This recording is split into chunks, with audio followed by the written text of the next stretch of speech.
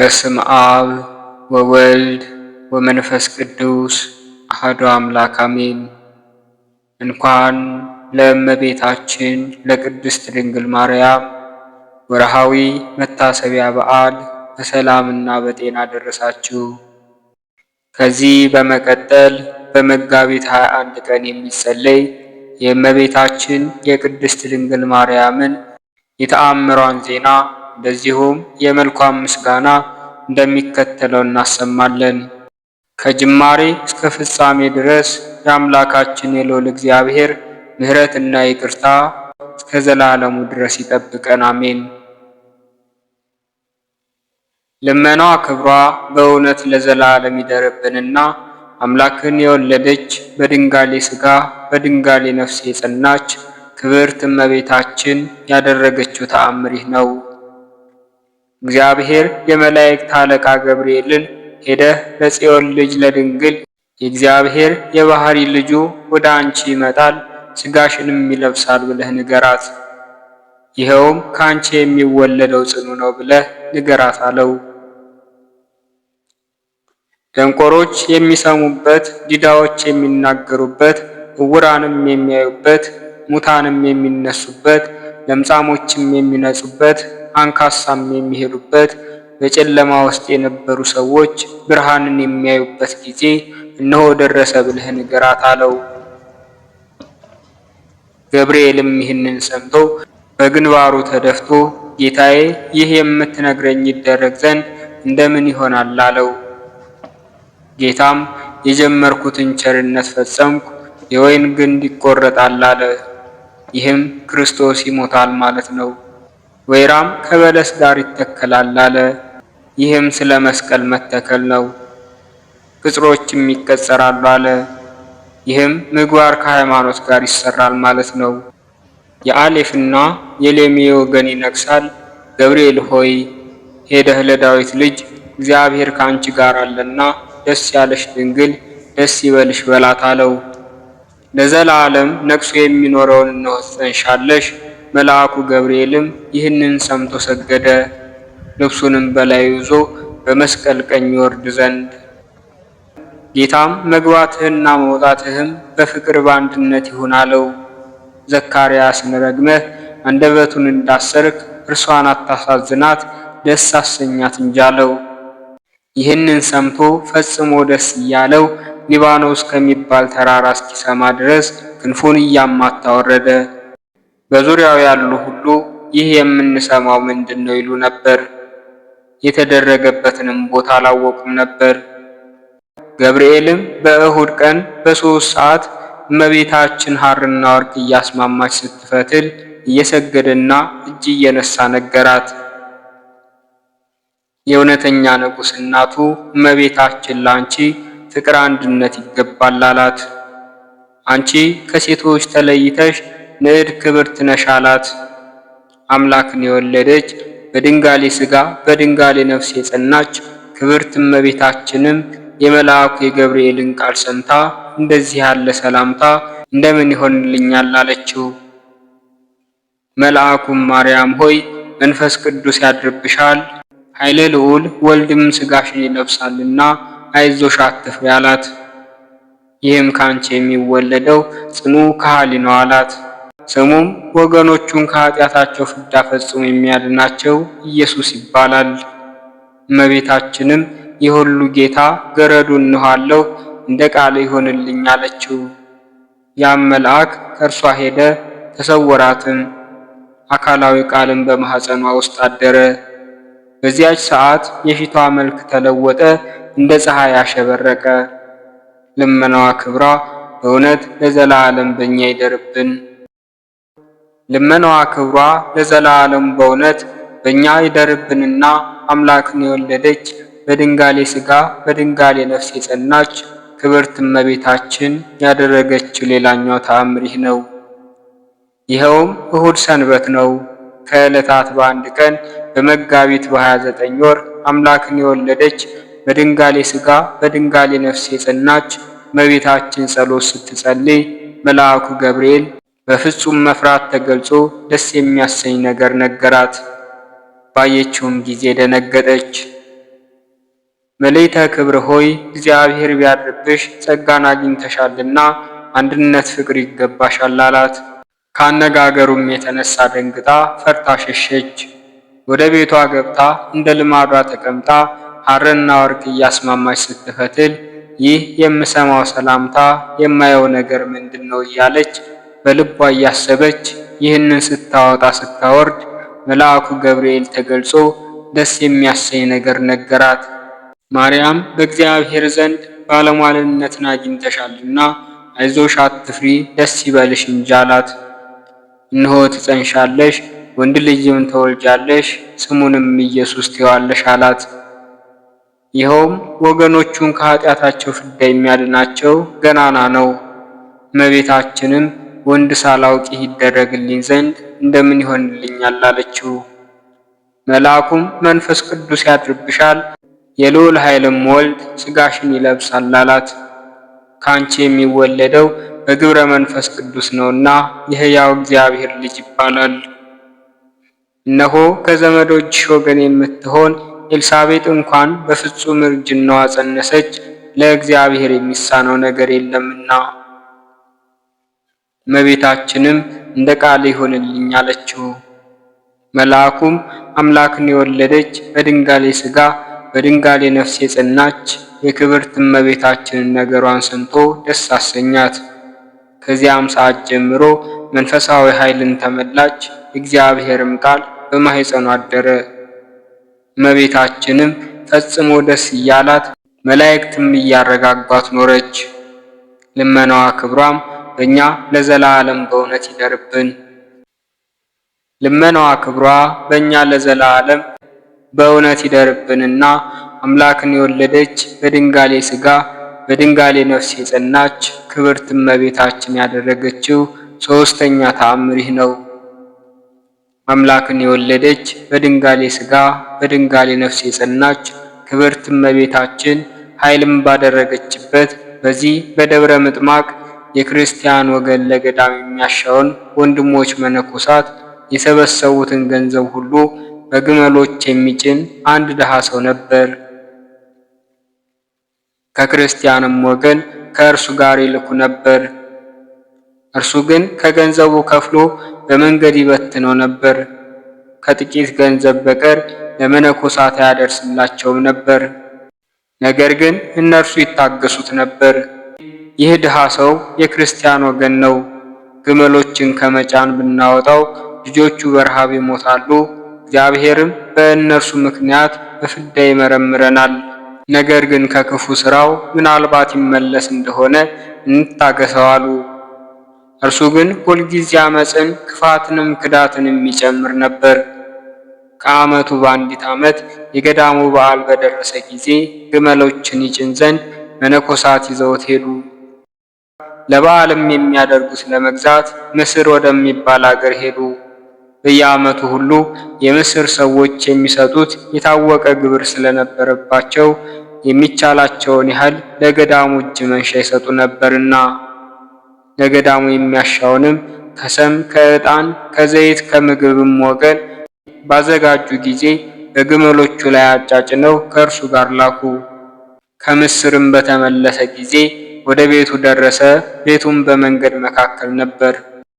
ከቤቱም በገባ ጊዜ ከእርሱ ጋር ከላኩት ገንዘብ የሚበዛውን ከፍሎ ለሚስቱ ሰጣት። እኩሌታውን በገዳም ለሚኖሩ መነኮሳት ሰጣቸው። ባዩትን ጊዜ ፈጽመው አዘኑ። ለበዓል የማይበቃ ይህ ገንዘብ ምንድን ነው አሉ። ከዚህም በኋላ ከዚያ እመቤታችን ወደምትገለጽበት ወደ ቤተ ክርስቲያን ገብተው ግንባራቸውን ምድር አስነክተው ሰገዱ። በንጽሐ ሥጋ በድንጋሌ ነፍስ የጸናሽ እመቤታችን ሆይ ልጅሽ ኢየሱስ ክርስቶስ ሕያው ባሕሪ ነው። ሁልጊዜ ገንዘብሽን በሚሰርቅ በዚህ ሰው ተአምራት ካላደረግሽ ቤተ ክርስቲያንሽን አናገለግልም፣ እስከ ዘላለም ድረስም በዓልሽን አናከብርም አሉ። ከዚህ በኋላ እያዘኑ እያለቀሱ ከቤተ ክርስቲያን ወጥተው ሄዱ። በምዕራብ ካሉ ሰዎች በመካከለኛው ቤተ ክርስቲያን በር ፊት ቆሞ አንድ እንግዳ ሰው ነበር። ግመሎችን ከሚጭን የክርስቲያን ወገን ከሚሆን ወደ እነርሱ ያመጣውን ገንዘብ በተቀበሉ ጊዜ ያ ሰው ከመካከላቸው በቤተ ክርስቲያን በር ወጥቶ ሄደ።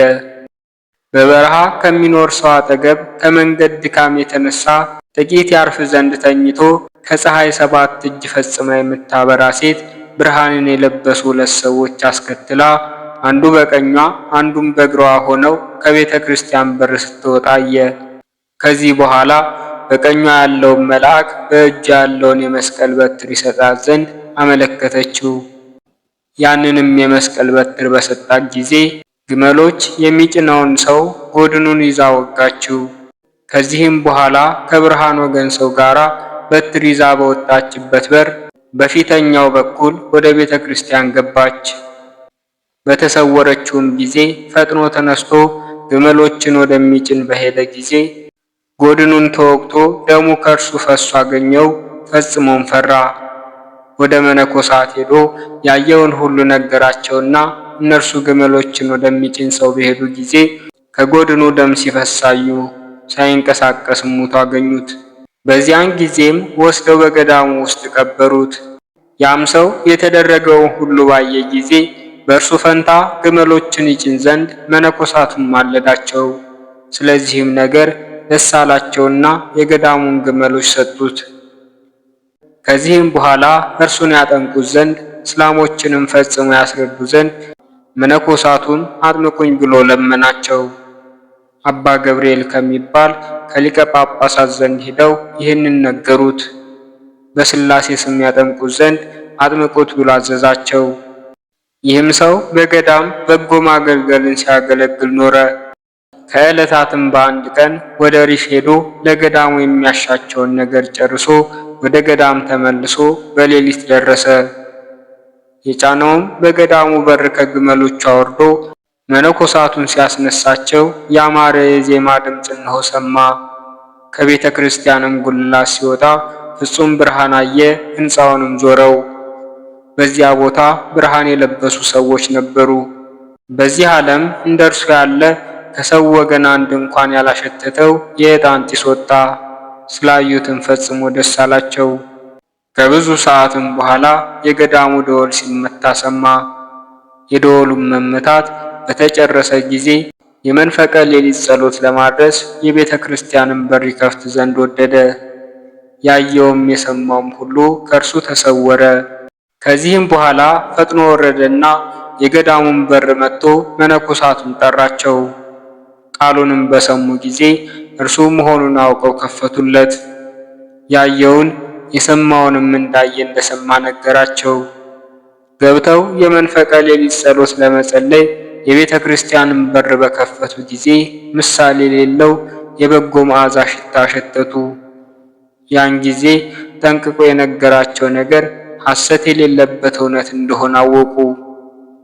ለእመቤታችን ለማርያምም በክብር ላይ ክብር ጨመሩላት። ቤተ ክርስቲያንንም በማገልገል ላይ ማገልገልን ጨመሩ። ክርስቲያን የሆነ የዚያን እስላምም ገዳሙን አከበሩ። እስከ ዛሬ ድረስ በገዳም ውስጥ ነበር። የሚያሻቸውንም ለመፈጸም ወደ ግብፅ ሀገር ይወርድ ነበር። ከብቻቸው መነኮሳት በቀር አንዱ እንኳን አላወቀውም ነበር። በጎ ማገልገልን እንዲያገለግል የዚህን ሰው ልብ አውቃ ይህንን ተአምር እንደምን ገለጸችለት? ከጥፋትና ከድንቁርና በወዳጇ በልጇ ወደ ማመን መለሰችው። ልመናዋ በእውነት ለዘላለሙ ይደርብን፣ አሜን። ልመናዋ ክብሯ በእኛ ለዘላለም በእውነት ይደርብንና አምላክን የወለደች በድንጋሌ ሥጋ በድንጋሌ ነፍስ የጸናች ክብርት እመቤታችን ያደረገችው አራተኛ ተአምር ይህ ነው። እመቤታችን ከልጇ ከወዳጇና ከገብርኤል ጋር ለሐዋርያት እንደተገለጸችላቸው ተነገረ። እነሆ ጌታችን ኢየሱስ ክርስቶስም በኪሩቤል ክንፎች ላይ ተቀምጦ በመካከላቸው ተገለጸ። እናቱ ድንግልም ከእርሱ ጋር ተቀምጣ ነበር። ኃይላፍ መላእክትም ከበውት ነበር። የመላእክትም አለቆች ሚካኤልና ገብርኤል በቀኝና በግራው ቆመው ነበር። ሱራፌልም በሰማይ ለእግዚአብሔር ምስጋና ይገባዋል፣ በምድርም እርቅ ተወጠነ፣ የሰው ግዕዛኑ ይሰጠው ዘንድ እያሉ ያመሰግኑ ነበር። ሐዋርያትም መድኃኒታችንን ባዩ ጊዜ ሰገዱለትና ሰላምታን ሰጣቸው። ቸር አላችሁን አላቸው። መድኃኒታችን ጌታችን ለባለሟልነት የመረጥኩ ወዳጄ ዮሐንስ ከእኔ ከመንፈስ ቅዱስ ጋር አብ የመከረውን ነገር ምንም ካንተ አልሰውርም ብሎ መለሰለት። ጳውሎስና በርናባስም መክረዋል። ሰማያዊ አባቴም የወደደው በእናቴ በማርያም ስምና በእኔ ስም በአራቱ ማዕዘን አብያተ ክርስቲያናት ይሰሩ ዘንድ ነው። ዕጣንን እንዲያሳርጉ ሥጋውን ደሙንም በውስጣቸው በመዓልትም በሌሊትም እንዲያቀርቡ ነው። ጌታችን መድኃኒታችንም ዳግመኛ ሦስቱን ድንጋዮች አንስቶ ሠራ። ዳግመኛም አባቴ ቦታውን እንደኔ ወደደ እኔ ያውቃለሁ አለ። ጴጥሮስም ድንጋዩን አንስቶ መድኃኒታችን ባደረገው አምሳል ምልክት ጎድኑን ይዞ ዞረ። ዳግመኛም ድንጋዩ እንደ ሰም እየተሳበ እንደ ግድግዳ ያለ ድካም ይሆን ነበር። ከዚህ በኋላ መድኃኒታችን 5 የዕንቁ ምሰሶች የተሸከሙት የወርቅ ምሰሶ ይምጣ ብሎ አዘዘ። መጥቶም በቤተ መቅደስ መካከል ቆመ። ዳግመኛም የብርና የወርቅ ጻሕል ጽዋ መጡ። ታቦት ሊያገለግሉባቸው የሚገቡ የግምጃ ልብሶችም መጡ። ቤተ ክርስቲያን ሁለንተናዋ በሰኔ በ20 ቀን ተፈጸመች። ጌታችንም ከዚህ በኋላ ከእናቱ ከማርያም ጋር ወደ ሰማይ በኪሩቤል ክንፎች ላይ ተቀምጦ አረገ። የወንጌል ልጆች ሆይ እንደ ሰም እየለመለመ ለእናቱ በ3 ድንጋዮች ልጇ ወዳጇ ቤተ መቅደስን እንደሰራ አወቁ። ልመናዋ ክብሯ በእኛ ለዘላለሙ በእውነት ይደርብን፣ አሜን። የእመቤታችን የቅድስት ድንግል ማርያም ረድኤቷና በረከቷ ከሁላችን ጋር ይሁንና በዚህች ቀን የሚጸለይ የመልክ ምስጋኗ ይህ ነው። ሰላም ለዝክረ ስምኪ በአምሃ እመቤቴ ማርያም ሆይ የሰላም እመቤት ነሽና ሰላምታ ላንቺ ይገባል እያልኩ በጠዋትና በማታ የምስጋና እጅ መንሻ አቀርብልሻለሁ። ድንግል እመቤቴ ሆይ በገነት መካከል የተተከልሽ ድንኳን ነሽ። የእኔ የአገልጋይሽ ኃጢአት ከሰማይ ኮከብ ይልቅ የበዛ ስለሆነ የካህናት አለቃ የኢየሱስ ክርስቶስ እናት ነሽና ተገቢውን ንስሐ ስጪኝ። ሰላም ለዝክረ ስምኪ ሐሊብ እመቤቴ ማርያም ሆይ እንደ ወተት አንጀትን ለሚያርስ ልብን ለሚያቀዘቅዝ የመልካም ወተት ስም አጠራርሽ ሰላምታ ይገባል እያልኩ ሰላም እላለሁ። ድንግል እመቤቴ ሆይ ርግቤ ርግቤ እያለ የሚያመሰግንሽ የጥበበኛው ሰለሞን ርግብ ነሽና ድንቁርናና ረሃብ እንዳይጸናብኝ እህል ጥበብን መግቢኝ፣ ከብዙ በጎ ሥራዎች አንዱ መስጠት ነውና። ሰላም ለልብኪ የዋህ እመቤቴ ማርያም ሆይ ኃጥእን ለጥፋት የማይመኝ ቂም በቀልን የማያውቅ ልብሽ ፍጹም የዋህ ነው። ድንግል እመቤቴ ሆይ ስለዚህ ይቅርታ ልማድሽ ነውና ይቅር በይኝ። በልቤ ውስጥ ያለውን ምኑን ስንቱን እነግርሻለሁ፣ ሐዘኔን ጭንቀቴንም አንቺ ታውቂያለሽና። ከመከማኪ ማርያም እመቤቴ ማርያም ሆይ ከነቢያት ከጻድቃን ከሰማዕታትም ወገን ቢሆን ከቶ እንዳንቺ የምወደው ማንም የለም። ድንግል እመቤቴ ሆይ አንቺን መጠጊያ ስላደረግኩ በአንቺ ከመታመን በቀር ሥራዬ ኃጢአት ብቻ ሆኗልና እርዳታዬ ፈጥነሽ ድረሽልኝ። ኢትህድግን ያቂበ እመቤቴ ማርያም ሆይ በሚሄድበት ጎዳና በማድርበትም ቦታ ሁሉ በመዓልትም በሌሊትም ጥበቃሽ አይለየኝ። ድንግል እመቤቴ ሆይ ነፍሳትን ሁሉ የምትመግቢ ነሽና የልብስና የምግብ ችግር ባለ ዘመኔ ሁሉ አታሳይኝ። ረሃብና ብርድ ጸሎትን ያስረሳሉና። ሀበ ሆርኩ ሁሪ እመቤቴ ማርያም ሆይ አሁንም በሄድኩበት መንገድ ሂጂ፣ ባደርኩበትም በዚያ ቸርነትሽ ጠባቂ ሁነኝ። ድንግል እመቤቴ ሆይ በማንኛውም ወገን ንግግሬን አሳምሪ፣ ቀኝ እጅሽን በራሴ ላይ አኑሪ። የሚጻረሩኝን ተጻረሪ፣ ክፉ ምክራቸውንም አንድ በአንድ ዘርዝሪ። ንኢ ማርያም እመቤቴ ማርያም ሆይ ከኃጢአት ሁሉ መተዳደፍ በማየ ንስሐ ከኃጢአት የነጻሁ ታደርጊኝ ዘንድ በረድኤት ወደ እኔ ቅረቢ። እያንዳንዳችንንም በሥላሴ ስም ባርኪን። ድንግል እመቤቴ ሆይ እንደኔ ያሉትን ኃጥአኖች በጸሎትሽ ወደ ንስሐ እንዲመለሱ መንፈሳዊ ጥበብን ግለጭላቸው። ጻድቃንንም በምግባራቸው በትሩፋታቸው ጸንተው እንዲቆዩ ጠብቂያቸው።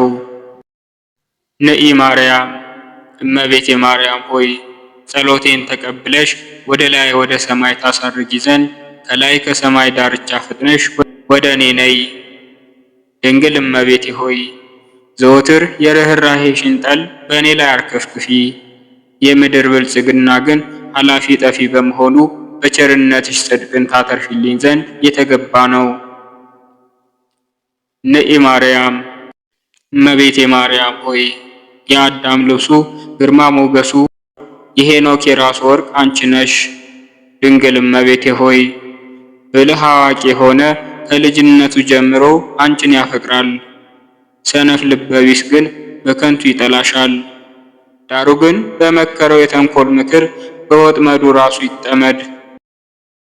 ንኢ ማርያም እመቤቴ ማርያም ሆይ ዘር ያልወደቀባት ገበሬ ያልጣለባት የቅዱስ ቁርባንን አዝመራ ያፈራሽ ገራሄት ሆይ ከትጉሃን መላእክት ጋር ወደ እኔ ፈጥነሽ ነይ።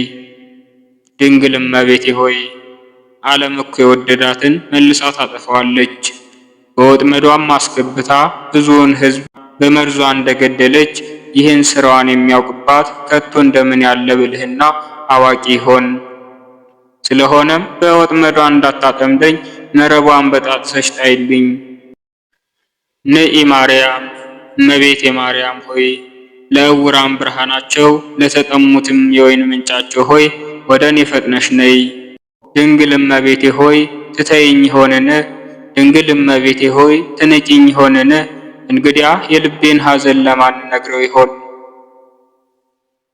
ንኢ ማርያም እመቤቴ ማርያም ሆይ የመለኮቱ የእሳት ግለት ያላቃጠለሽ የእግዚአብሔር ማደሪያ ነሽና ፍጥነሽ ወደ እኔ ነይ። ድንግል እመቤቴ ሆይ በየዘመኑ በየዕለቱም ሁሉ ማሪኝ ይቅርም በይኝ። አንቺ ከማርሽኝ ይቅር ካልሽኝ የሚፈርድብኝ ከቶ ማን ነው? በሥጋና በነፍስ የሚፈርድ ልጅሽ ነውና። እስእለኪ እመቤቴ ማርያም ሆይ የሰማይና የምድር ንጉሥ እናት ነሽና ኃጢአቴን ሁሉ ፈጽመሽ ለማጥፋት ፈጥነሽ ወደ እኔ ትመጪ ዘንድ እማልድሻለሁ። ድንግል እመቤቴ ሆይ የሥጋና የነፍስን ችግር ሁሉ ከኔ ላይ አስወግጂ። ይልቁንም ወዲያና ወዲህ በማለት ቀኑ በከንቱ እንዳይመሽብኝ በቁም ነገር ሥራ ላይ ይገኝ ዘንድ እኔ በደለኛው አገልጋይሽ እማልድሻለሁ። አጠከስኩኪ እመቤቴ ማርያም ሆይ ስፍር ቁጥር በሌለው የዚህን ዓለም ፍለጋ በመከተል እኔ ኃጢአተኛው ጎስቋላው አገልጋይሽ አሳዘንኩሽ ይሆንን?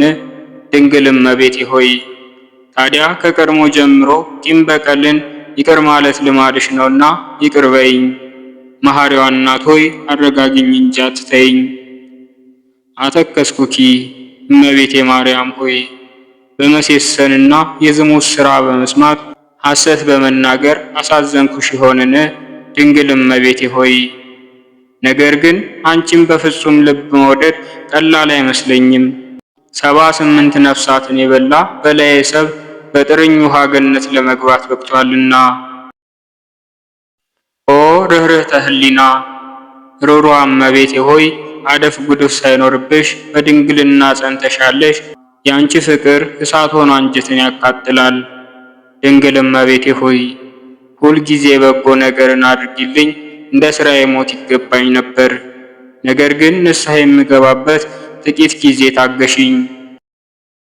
እለ ተወረዱ ታሕተ እናንተ በዚህ ዓለም ያላችሁ ወደ ላይ ወደ ታች የምትወጡና የምትወርዱ የእመቤታችን ፍቅር ከቶ ቀላል አይምሰላችሁ።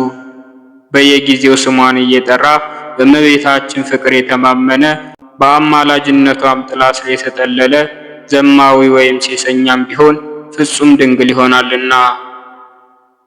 ተአምረኪ ብዙኃ እመቤቴ ማርያም ሆይ የእግዚአብሔር ማደሪያ እንደመሆንሽ ብዙ የሆነ ልዩ ልዩ ተአምራትሽን በጆሮዬ ሰምቻለሁ፣ በዓይኔም አይቻለሁ። ድንግል እመቤቴ ሆይ እኔን ከርታታውን በዚህ ዓለም የሚያረጋጋኝ የሚያጽናናኝ አጥቻለሁና ሩሩ እናት ሆይ እስኪ ቀረብ ብለሽ የማጽናኛ ቃል አሰሚኝ። ተአምረኪ ብዙ እመቤቴ ማርያም ሆይ ፍጻሜ የሌለው የብዙ የሆነ ተአምርሽ በደመናና በጉም አምሳል በዓለም ላይ ተሰራጨ። ድንግል እመቤቴ ሆይ የሮማው ጳውሎስ የመዛነቢያው ድንኳን ነሽና እኔም ንስሐ ሳልገባ እንዳልሞት ዕድሜን ትጨምሪልኝ ዘንድ ሰሎሜ ባዘለችው ልጅሽ እማጸንሻለሁ። ናዛዚቴየ እመቤቴ ማርያም ሆይ ከሐዘን የምታረጋጊኝ፣ እርጅናዬን በወጣትነት የምትለውጭልኝ፣ ዘመን የማይቆጠርለት ሕፃን በማኅፀንሽ አደረ። ድንግል እመቤቴ ሆይ ተስፋ ለቆረጡ ተስፋቸው ነሽና ጸሎትንና ዕጣንን እንደዚሁም ቅዱስ ቁርባንን በማቅረብ ጊዜ እኔ አገልጋይሽን ለማጽናናት በዚህ ቦታ ተገኚ። ስምኪ ድንግል እመቤቴ ማርያም ሆይ ስምሽ ኃጥአንን ያጸድቃል፣ ሰነፎችንም ብልህና ትጉህ ያደርጋል። ድንግል እመቤቴ ሆይ እኔ የአእምሮ ድሃ የሆንኩ አገልጋይሽ ብቻ ቀርቻለሁና ብዙውን የልቤን ሐዘን ነግሬሽ ከሐዘን የታረጋጊኝ ዘንድ ፈጥነሽ ወደ እኔ ነይ። ንዴተ ሥጋ ወነፍስ እመቤቴ ማርያም ሆይ የሥጋና የነፍስ ችግር እንዳይደርስብኝ እንቁ ስምሽን ከክብር መዝገብ ወይንም ሳጥን ወስጄ ገንዘብ አደረግኩ። ድንግል እመቤቴ ሆይ የገጽሽን ጸዳል ለማየት እፈልጋለሁ። ድንግል ሆይ ፈጥነሽ ድረሽልኝ። ድንግል ሆይ ገስግሰሽ ድረሽልኝ፣ ሰውነቴ አንቺን ተጠምታለችና።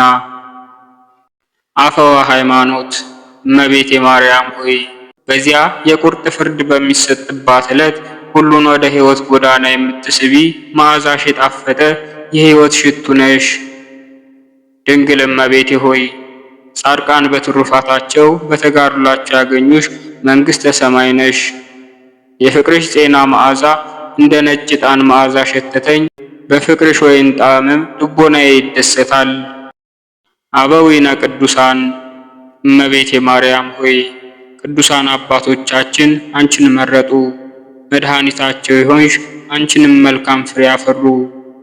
ድንግል እመቤቴ ሆይ ለደካማው የመጠጊያ ተራራ ነሽና ጻድቅስ በበጎ ሥራው ይድናል። እንደኔ ያለው ኃጥእ ግን መሸሻውና መጠጊያው ከአንቺ በቀር ወዴት ነው? ሰላም ለመልክዕኪ እመቤቴ ማርያም ሆይ መጻሕፍት እንደተናገሩት እንደሚያስረዱት የእግዚአብሔርን ስነ ራእይ ለሚመስለው ስነ መልክሽም ሰላምታ ይገባል። ድንግል እመቤቴ ሆይ የሳሙኤል የሽቱ ሙዳይ አንቺ ነሽ። የሚወዱሽ የሚያከብሩሽም ሁሉ በረከትሽን ያግኙ። የሚጠሉሽም የሚቀኑብሽ ግን ፈጥነው ይጥፉ። ስብሐት ለኪ የአብ ሙሽራው ማርያም ሆይ ላንቺ ሰላምታ ይገባል። የወልድ እናቱ ማርያም ሆይ ላንቺ ሰላምታ ይገባሻል። የመንፈስ ቅዱስ ማደሪያ ንጽሕት አዳራሽ ማርያም ሆይ ሰላምታ ላንቺ ይገባሻል። ወርቅና ብር ኃላፊ ጠፊ ነው። ስለዚህም ከዚህ ዓለም ብልጽግና ይልቅ አንቺን መውደድ እመርጣለሁና ቸርነትሽን አታርቂብኝ። እመቤቴ ማርያም ሆይ አሁንም በመዓልትና በሌሊት ጠብቂኝ፣ ከመከራ ሥጋና ከመከራ ነፍስ ሰውሪኝ ለዘላለሙ አሜን። ወስብሐት ለእግዚአብሔር ወለወላዲቱ ድንግል ወለመስቀሉ ክቡር። ይቆየን።